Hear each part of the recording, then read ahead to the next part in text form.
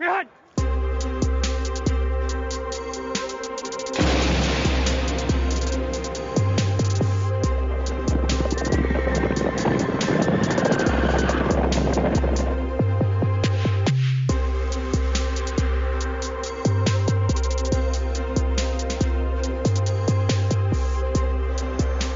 Let's go, huh? Let's go. Welcome to episode number 6 of the Bolts and Colts podcast. This is Brian Latendry here with Brian Riley, as always, who just finished snacking on some pistachios literally as I hit the record button. How are you doing this afternoon, sir? I'm good, Brian. I'm good. Let's have some fun with this week. We are going to have some fun with this because there's only one game that we have to recap this week, so it'll be a little bit shorter episode, and we'll have the same thing rolling into next week because the Colts are going to have their bye. But as we caught up last week, obviously the Chargers went into the bye week on another heartbreaking loss, an unexpected bye week, but a timely one. And then the Colts, there was a lot of disrespect being thrown around, not by us because we're intelligent human beings, but by a lot of overreactive fans calling out Papa Rivers, basically saying he's washed, his arm's a wet noodle. Guy can't throw a football anymore. He's the reason the Colts have been losing. Put Jacoby Brissett in moving forward. A lot of disrespect happening of Philip Rivers, and I think what our response was, last episode was settle down. Everybody just settle down, okay? Now, we hoped and we thought that Philip was going to come out this week and he was going to acquit himself well in the game. And what do we get? We get a great comeback by the Colts offense and a great day overall by Philip Rivers. And most definitely, you had said he was going to have a bounce-back game, and he absolutely had a bounce-back game. I think surprising, certainly not us, but seemingly surprising others who were ready to write him off like immediately. Like, what's your top-level takeaway from this victory over the Bengals? I think one, you touched on it earlier, Brian, is Philip Rivers won that game for the Colts. Down 21-0 early, he brought him back, he fought back, he made some really great throws. Two, surprisingly to everyone but me, I think in you, T.Y. Hilton was a no-show again. That is ridiculous, the crummy year he's having. And I hate to say this, bench him. Bench him, go with some young talent. You got some young kids out there that want to play hard. They want to impress their coaches. They want to impress Irsay, and they want to play hard for Rivers. And T.Y. Hilton is not playing hard at all, and it's obvious on the field. Well, let's jump into that in a second, but to go back to what you were just saying, like this was a huge comeback win because things did not start off great. We got a fumble, we got a punt, and each of those resulted in touchdowns on the other end for the Bengals. So it was 21-0 at pretty much the I don't know what the timestamp was there, but it was pretty early in the game. They're down 21-0. Things not looking good for the Colts at all. And then Rivers goes off, dude, and he ends up with a line of 371 yards, 29 of 44, 371, 3 touchdowns, 1 interception. I know people are going to want to harp on that interception. They took a shot. It didn't work out. It wasn't the best throw, and it wasn't the best play as drawn up, but they took a shot at a point where they thought it was appropriate to go for it, right? This was less in my mind Rivers like gunslinging and pulling one out of his back pocket and trying to force the game, and it was the wrong call at the wrong time. Yeah. But overall, he looked freaking great, dude. And he, do I expect every game that he's going to be throwing for 371 and 3 touchdowns? No, I don't think. I think we talked about this at the beginning of the season. 44 throws in a game is a lot. That number should be down around 30, and we should be looking at. I think the ideal Philip Rivers line for the Colts, if they're playing a balanced game, is like 210 yards, a touchdown or 2, and hopefully no picks. Like that's where if you're seeing that kind of line out of Philip, then I think what you're seeing is that they're running the ball well, their defense is playing good, and there you go. So Philip should not have to come back and win games for this. He should not have to go out there and win the game with a 350-yard performance every week for the Colts. They are a much better team overall than that. But in the situations where he had to do that, like here, it's good that he can still go out and do that. I think he's capable of doing that, 3 or 4 times a season. I don't think you can expect that out of him every week, but I think he, I think he did what we said last week, which is basically tell everybody, like, settle down.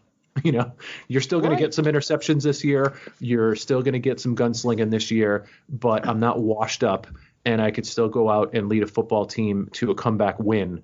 I'm a freaking Hall of Famer, like, put some respect on my name. And I feel like he did that this year. And the cool thing was they have like this on the Colts social media. They always like show the players coming off the field, and they stop and say something to the camera. And Philip just looked at the camera and said, "We found a way to win today. We found a way to win." And he was fired up. And the thing about Philip is, like, if you don't love that enthusiasm, if you don't love his getting fired up, I don't know what to tell you, man. That dude just eats, sleeps, and breathes football. He just wants to win. All the stupid mistakes he makes at times, they're all coming from a place of, like, he just wants to win. Opposed to other players that were questioning whether or not their heart is T.Y. Hilton, the game. And so let's talk about T.Y. Hilton for a second, because he had 1 catch for 11 yards.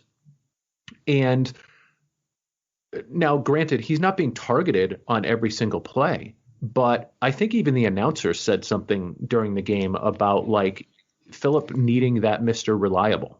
And we talked about that when we were contrasting it with, what Herbert has with the Chargers right now in 2, if not 3, Mr. Reliables when it comes to, Keenan, Mike Williams, and Hunter Henry right now. Like, he's got options to move the chains. And I think we've been talking about that all year. Like, who is going to be the consistent option so that Philip can move the chains when he needs to move the chains? And the fact that T.Y. Hilton was not that, the fact that we had a 371-yard, 3-touchdown performance, and T.Y. Hilton has 1 catch for 11 yards, like, yep. That tells you something right there, Brian. As a quarterback, as a fan, as anything, that tells you there's something going on between Rivers and T.Y. Hilton, either vice versa, but, like, they don't have confidence in each other, and T.Y.'s been playing like shit all year. I mean, you have, like, Marcus Johnson, 5 catches, 108 yards. Trey Burton, 4 for 58. Jonathan Taylor, 4 for 55. Zach Pascal, 4 for 54. Jack Doyle, 3 for 29. I mean, Jack Doyle's been hurt part of the year this year. Hines had 5 catches for 27 yards. I mean, that is spreading the ball around. To everyone but T.Y. To everyone but T.Y. Yeah. Which what I don't have here. Oh, targets here. So he had 5 targets, and he had 1 catch for 11 yards. Now, the most targets of the day, Marcus Johnson had 8 targets. So it's not like there's a humongous disparity between the targets here. They're not like a lot of other teams in the sense that there's some teams where you look at the stat sheet and there is clearly a number 1 receiver who's getting 10-plus targets a game every game. And then there's a huge drop-off behind that. And what you're seeing, partially because of the injuries that the Colts have faced this year, is definitely a team where you've got 5, 4, 4, 4, 3, 3, 5, and 1. I mean, everybody on the team, with the exception of T.Y., was in that 3 to 5, 5 to 8 target range. So I don't know, dude. Like, and I'm surprised that it's not more of a story, because T.Y. Hilton is such a well-known receiver, and certainly going into the season, like, easily their number 1 receiver. Oh yeah, yep. But when you get outplayed by a guy that just got signed by from the practice squad, and obviously the guy looked better than T.Y. Hilton did during the game, like, something's up, man. Something is up. I don't know what, but I don't either. And it's weird because I haven't heard a lot of stories, even for all the years that Philip was with the Chargers, and maybe I'm just naive to it, but I don't remember seeing a lot of stories about Philip freezing guys out. I mean, you saw earlier this season with Mo Alley-Cox, he went right back to him after he made a mistake. And so, and also he's playing for a new team this year. So I don't think Rivers is out there burning bridges with guys and freezing them out of the game. I mean, I think part of it could be the coaching staff freezing Hilton out, or just basically saying, look, he's going to be the number one targeted guy by the defense. We're going to run him mostly as a decoy, so he's not going to get a lot of touches right now until we get the offense really running on all cylinders. So that could be part of it, is that they're using him to draw coverage and open up other guys. But I don't know, man, for the number one receiver to come away with one catch off of an almost 400-yard passing day, that's wild. Yeah, it's wild. It's unacceptable. It's wild. Like, call it what you want. You and I have been watching the Colts all year, and he hasn't played well. He's had a lot of drops. He's had a lot of T-Rex arms. Like, it just seems like he's a different player, and I think it's obvious when you watch the Colts. He is not their number one option. No, and like I think that I think the route running hasn't been great, and I think that he's not. The effort piece to me comes in the place where he's not making a lot of effort and making good catches on balls that aren't perfect. And that's the difference, I think, when you talk about guys playing for a quarterback. When you see some of the adjustments that the other receivers are making, he's just not making those. And I don't get it. Like, I haven't figured it out yet, like what the heck is going on with him. But also, I mean, to his credit, he's not out there talking shit on social media, right? He's not out there. He's not out there throwing Phillip or the coaching staff under the bus. I haven't seen his press conferences. Maybe I'll look up a few of those this week, but I haven't seen him, basically saying like, yeah, they're not targeting me and I just don't have good chemistry with Rivers or whatever. So, I don't know what it is. It's still early enough in the season, and the Colts are off to a 4-2 start. I mean, We've got 10 games left. There's plenty of time for them to get on the same page. There's plenty of time for Hilton to have a great season statistically. So, and maybe this is the week they do it. Maybe they take the bye week to really get on the same page together, because in other aspects of the offense, like the offense it came to life the other day, and they were moving the ball and they were scoring touchdowns. So, yeah, we're going to see. I think this bye week will do them good. They get some dogs back when we go back into work. But Pittman should be back, which is going to take some stress off of T.Y. So, again, like he doesn't have that counterpart that can take some coverage off T.Y. So maybe he's seeing different looks. But whatever it is, we got to get it straightened out and figured it out and get him involved into that offense, because he is dynamic. He's dangerous, but he's just we're not getting him the ball and he's not playing well. So hopefully they fix that up. Well, let's talk about the defense, because the defense gave up 398 yards to Cincinnati. Now, you and I talked early in the season about the fact that it's good to get Joe Burrow early in this season when he's still figuring stuff out. I feel like that kid's getting better every single week. So the Joe Burrow that they saw is not the same as the Joe Burrow that the Chargers saw, a few weeks ago. Right. But 398 yards, it's the Jekyll and Hyde performance of this defense that on one week looks like world beaters, that they can just lock it down and make the other team, just frustrate the other team with an inability to move the ball. And then other weeks where they're not generating pressure and they're giving up huge chunks of yards. Like, what's your take on where the defense is at? Oh man, I don't. You know what, Brian? Like you said, Jekyll and Hyde, and I hate to say they're not as good as we thought they were, but they are, because I think this is a dynamic defense. And there's playmakers. There's just some beasts on that defensive side of the field. It might be a chemistry thing. It might be a coaching thing. I think with the defense, you just got to give them time. But then when you're the Bengals, Brian, you're always throwing from behind. That's true. You're always taking big shots, right? Yeah, like they're although they were up 21-0 in this game, so it's not like they were playing, from behind to begin with. But I agree with you in that sense. And the thing that I was thinking about this week in terms of the Colts defense, and it's because of the team that I've been following for so many years, is they remind me a little bit of the Chargers defense. And I don't know how much you follow the Chargers defense, but they have this Jack Boys, like they have this whole persona to the Chargers defense, because they have a lot of marquee players on defense. When Derwin James is healthy, you got Bosa, you've got Ingram, and now you got Kenneth Murray. And so I feel like every year the Chargers defense comes into the season being thought of as like this dynamic, top level defense, and they always end up not being as good as we thought they were going to be. They're good individual players, but as a defense, they're not shutting people down.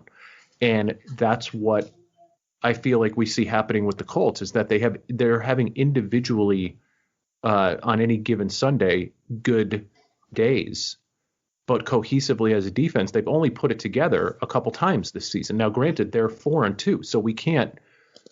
It's not panic time or anything like that. But this defense, this team was supposed to be. The defense is going to be amazing. The offense is going to be very balanced. Phillip Rivers can come in and maybe not just manage the game, but he's not going to be asked to carry the load on his shoulders every single week. And that just hasn't really materialized so far. So Brian, let me refresh my memory. What was the final to the game last week? 31-27. Okay, so the defense only gave up 6 points in the second half. That's true. You're absolutely right. They did, and they weren't put in a good spot either. Like, they weren't put in a good spot. I think there was a couple turnovers. There was a turnover to special teams didn't do really well, but 6 points against a team that's going to throw a ton in the second half, that's not bad. Yeah, I'm not panicking yet. I'm not panicking yet. And I'm not panicking either. I'm just wondering, like, is there a bigger problem here? And to go back to the question that we had about the offense too, in terms of like T.Y. Hilton and stuff like that, is this more of a scheme thing? Are these more scheme issues that we're sort of seeing here, where it's that maybe they're just not putting the best game plan in place against certain teams that they're facing, and so it's not all clicking? Because it is wild to see this defense like look all world on one week and then look very beatable on another week, right? And so, but again, maybe the bye week comes at a perfect time. It certainly comes at a time where they can get people healthy. They can get on the same page. Maybe there's an opportunity for Rivers and Hilton to really get together and get right whatever is not right now. But it might be the perfect time for a tune-up, And then let's see what else. Obviously, the Chargers were off last week, but if we look at who the Chargers are playing this week, they are facing off against the Jacksonville Jaguars, who currently are 1-5. So that one win was against the Colts. Yes. So you have a 1-5 team who, and I haven't watched them to know how good of a 1-5 team they are versus how bad of a 1-5 team they are. I look at the Chargers and I say, here's a team that lost every game by one score. So to me, they feel like a 1-4 team that could be a 4-1 team, right? I feel like they're close. I don't know where Jacksonville is on that, in that discussion. But the Chargers are coming off of a bye week where they had an opportunity to get some people healthy. I saw that Ingram is off of the injured reserve list now, so theoretically him and Bosa ready to roll for Sunday, looking to put some pressure on the quarterback. Eckler, it looks like his injury is going to be, it's worse than they thought it was, so he's going to be out for a while longer. And their running game with Jackson and with Kelly has not performed as well without Eckler in the mix, but I still believe in those guys, and I still believe that Josh Kelly is going to be amazing. So I think they're going to be okay. And Herbert, being named the starter now, I think he's going to continue to progress. He's going to continue to make a rookie mistake now and again. But to me, this game comes down to, does the Chargers defense put it together and at least give Herbert a level playing field for the first half of this game? Or are they in trouble? Are they in the hole right away and having to throw out, half the playbook? But after a bye week, like, I expect wins after bye weeks. You have a bye week, you get healthy, you have an extra week to put your strategy together. That should always be a win coming out of a bye week. Absolutely. I'm trying to think if there's anything else we want to hit on. So listen, this is kind of what I wanted to do today. Oh, we didn't talk about the other thing. Okay, we'll talk about that in a second. But yeah, what were you going to say? I want to go through. So Colts are 4-2. Chargers are what? Excuse me, I was taking a drink of water there. Chargers are 1-4. Okay, so 1-4, 4-2. Let's go through the Colts schedule right now. I don't have a pen. So, can we do that? And then we're going to predict their final schedule, and we'll do vice versa with the Chargers. All right. Do you have the Colts schedule in front of you? I do not. Okay. Let me pull it up then. Bear with us for a moment. We're going to go to the Colts, and we're going to pull up their schedule. Start with the Colts, and we're not writing anything down because that's how we do things around here. That's how we do things. That is how we do things. All right. Here we are. They have a bye week this week. Okay. Colts are 4-2. When they come back in week 8, you're just going to tell me win or loss, right? Is that what you're doing here? Detroit Lions. They're going to win.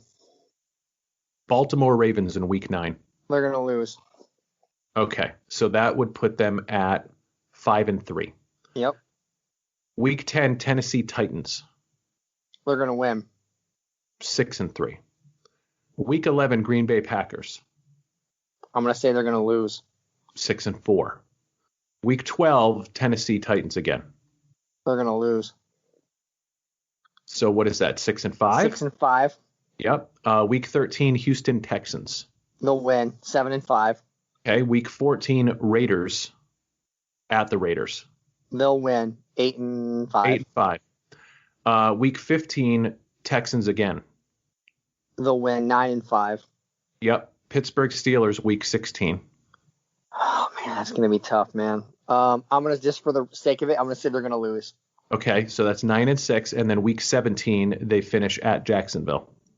They have to win, so they'll be 10-6. Okay, so your prediction at this point in the season, after a 4-2 start, is that they will finish 10-6, which should be good enough to get them into the playoffs. Get a wild card. They could have won the division title potentially if they didn't lose to Jacksonville, but I think they get the wild card. Go ahead. Okay, now we're going to do the Chargers. Chargers are 1-4. All right. They face the Jaguars this week. I'm going to say that that's going to be a win. You agree? Okay. I agree. Okay, so 2-4. Then they go at the Broncos. Now we're getting into the divisional stuff too. So then they go at the Broncos. I think they can beat Denver. I think they can too, mostly because I can't stand Denver, and I'll always assume they're going to beat Denver. So let's say that they beat the Jaguars, they beat the Broncos. Now they're 3-4, going to the Raiders. I'm going to say they're going to lose that game, and I'm going to say that they're going to be 3-6 going after the Raiders. Then they come out and they face the Dolphins. Now the Dolphins will have Tua as their starter at this point, and that's going to be a marquee matchup with Justin Herbert and Tua. I'm going to say they win that game. They're going to win that game big, and I'll tell you why. Chargers defense going to destroy Tua. Okay, so 4-6 now. Then they face the Jets. That's going to be a win, 5-6. Then they face the Bills. Big test. Where is it? At the Bills. I'm going a loss. Okay, so 5-7.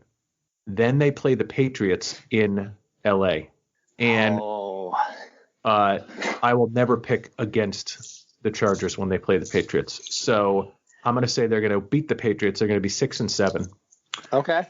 Then they play the Falcons, who I think are going to have their act together by then. And that game could go either way. But let's say that they lose that game. Now they're 6-8. Then they play the Raiders again. I'm going to say they beat the Raiders to go 7-8. Oh, wait. Yeah, 7-8, I think. I think I missed somebody in there somewhere. I've got one too many games. What did we say here? So they're 1-4, beat the Jags 2-4, beat the Broncos 3-4, lose to the Raiders 3-5, 4-5. They beat the Dolphins 5-5. They beat the Jets 5-6. They lose to the Bills 6-6. Patriots 6-7, 7-7. Yeah, I think they're 7-7 going into their final two games of the season. Okay, well, against who? Against the Broncos and then at the Chiefs. Now, I know you're going to say they're going to get destroyed by the Chiefs, but will the Chiefs at that point in time already have locked up the number one seed and home field advantage? Right, protect their guys. That's the big if. Okay, so I'm going to say that whether the Chargers have a finish 500 or have a winning season is going to depend on that last game, because I'm going to say they beat the Broncos to go 8-7, and they go into the last game of the season at 8-7.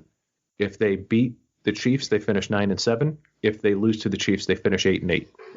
I agree. And if they go 9-7, there's a potential they can get a wild card spot.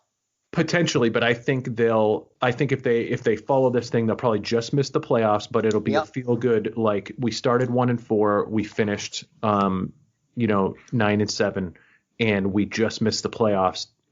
We had a lot of injuries this season. Everybody feels good going into next year. And they go 8-8. If they go 8-8 and they had those 3 games in the beginning where they should have won, I mean, that's a whole different season that your Chargers just had, So 8-8. Well, keep in mind, every loss has been, and that includes the one to the Chiefs, which they lost to in overtime, has been 1 score. So what that means is, assuming that they're playing at that level moving forward, they could potentially win most of the rest of their games. Don't forget, the Chargers were a team that started 0-4 and went to the playoffs at 11-5. And I think they're the only team in history to ever do that. And so this is a team that started 1-4, went into the bye week. I mean, the miracle story would be if they came out of the bye week and were just on fire. Right? They come out of the bye week and they somehow scrape a couple of extra, wins out of that, and they go 10-6 after a 1-4 start. They only lose 2 games the rest of the way. That could happen. You look at their schedule. I mean, they're playing the Jets. They're playing the Dolphins. They're playing the Jaguars. Now, granted, they're playing a Raiders team that's better than I thought they were going to be this year, a Bills team that's pretty good, and a Patriots team that, depending on what week it is, has looked pretty good or looked really not great at all. And then obviously you got the Chiefs looming once again. The good news is they already played the Chiefs once, so they only have to play them once, the rest of the way. And so could they potentially get through the rest of the season only losing 2 more games? Yeah.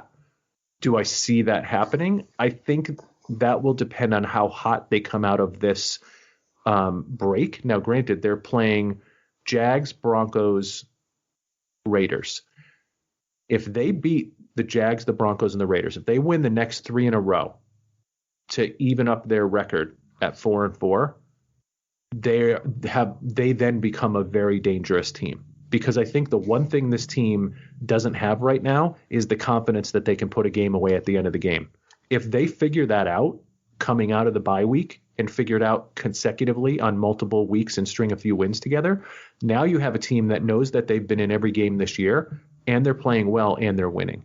That's a team that's a whole different dynamic than what they have right now, which is a team that hangs in there every game and is going to give themselves a shot but hasn't figured out how to win yet. Which team comes out of the bye week? And I think we'll know. Now, if they come out of this bye week and they lose to the Jags, not good. Not good at all. And then we're having a different conversation next week. But I feel like they'll win this week because they have to win this week. They cannot afford. Like we said, if they have any hope of making the playoffs, you have 2 losses left for the rest of the season, and you cannot spend one on the Jaguars. But even to finish 8-8, you only got 4 losses the rest of the way. So they definitely got to take it 1 week at a time, and it starts with going out and having a convincing game against the Jaguars this week. So we'll see what happens with that. So I think right now, as we are picking them, Colts in the playoffs, Chargers probably going to be a near miss unless they really come out hot. I agree. Sounds good. That's kind of where I'm at with you too. Okay. Well, if nothing else, it's going to be an interesting second half of the season, or after bye rest of the season for the Chargers because, we've seen them come so close so far early in the season. And then for the Colts, they're a team that has the pieces, and we have not yet seen a perfect game from the Colts. Like, we haven't seen it yet. No. But what happens when we see, they've won some ugly games. They've lost some ugly games. They've had a great comeback. But we haven't seen a game yet, I don't think, unless I'm, misremembering here, where they dominated from start to finish, or where the defense and the offense both had a great day on the same day and it felt like everything was clicking. We haven't even seen that Colts team yet. And the fact that we haven't seen them and they're 4-2, pretty good. It's pretty good. I'll take it. 4-2, 6-game mark. I'll take it. As River said, they found a way, right? They found a way to get to 4-2, and they've had some injuries. and they've definitely had some miscues, and they definitely haven't had the offense and defense both playing great at the same time, and they're 4-2. So that's pretty good. I'll take it. Yep. All right. Well, I think that's probably going to wrap up this week's episode then. So we have another one-game weekend for us. Hopefully the Chargers will pull it out against the Jags, and then we'll be back to recap that next week and then talk about the rest of the season. No more buys for us, so we'll be rolling 2 games every single week. I'm ready. I'm excited. Me too. I'm going to watch your Chargers this weekend. I appreciate that, and I appreciate the support, and we appreciate anyone who has listened to the show. And even if no one's listening and it's just you and I getting together every week to talk about our favorite teams, I enjoy this time, and I appreciate your time, sir. Same here, Brian. I think we're going to look back at this and be just very grateful and glad we did this. Absolutely. Me too. So thanks for everybody who is listening, and we will talk to you again next week. See you guys.